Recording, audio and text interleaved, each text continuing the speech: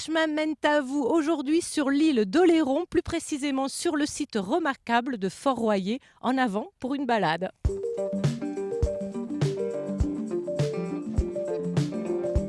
Evelyne Morga, bonjour. Bonjour. Vous êtes membre de l'association du site de Fort-Royer et vous vous battez depuis 26 ans pour faire vivre ce site exceptionnel.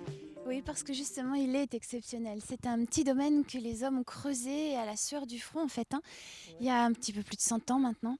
Et nous avons ici 48 familles qui travaillent l'huître. Alors, toutes les cabanes, autrefois, tout ce qui a pu être construit, c'est à l'identique, hein, comme celle-ci. Des cabanes noires, enduites au goudron. Les peintures étaient très, très chères. Et 48 familles travaillaient l'huître à Fort-Royer. Et au début, l'association se devait de reconstruire ce patrimoine pour se rappeler surtout, hein, qu'ici, Jackie avait passé sa vie à travailler, qu'ici le père Sacol avait sa cabane, le vieux radar aussi. Bref, c'était comme un devoir de mémoire. Quand on reconstruit, c'est strictement à l'identique parce que ce village, on ne veut absolument pas d'abord en faire un musée. Il faut que ça reste un village ostréicole en vie, dans son jus. Donc oui, il y a des fils électriques partout, il y a de la ferraille partout. Ici, ils travaillent en fait comme autrefois, c'est pour ça que ça prend du temps. Et oui, et puis c'est vrai aussi qu'on travaille en fonction des marées. Donc là, aujourd'hui, c'est une très grande marée, donc la mer baisse et il faut y aller.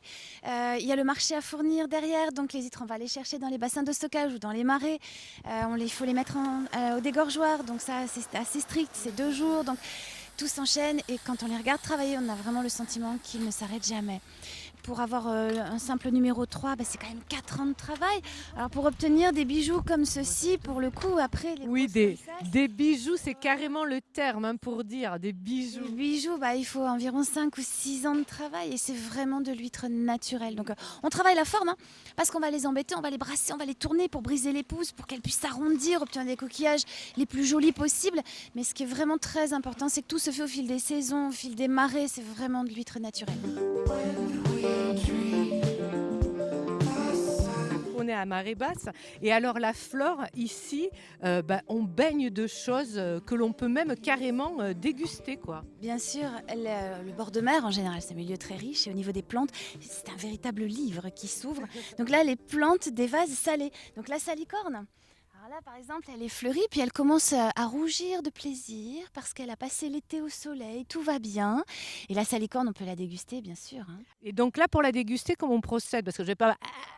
Ça Voilà. marche pas quand On même. croque et c'est Alors, salé, mmh. c'est un goût très fin, la Mmh. salicorne. Ah ouais, c'est salé, mais c'est C'est génial. salé. Enfin, juste, on les fait blanchir avec un œuf poché. C'est très, très bon.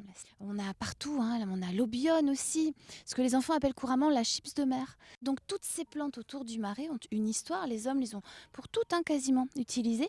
Un grand livre des plantes. Donc, un bord de mer, c'est toujours un trésor pour peu qu'on sache prendre la patience d'observer, d'écouter, de profiter. Et c'est depuis la plage à marée basse avec Evelyne que l'on vous dit au revoir sur d'autres chemins ailleurs quelque part, mais toujours en Nouvelle-Aquitaine. ciao ciao.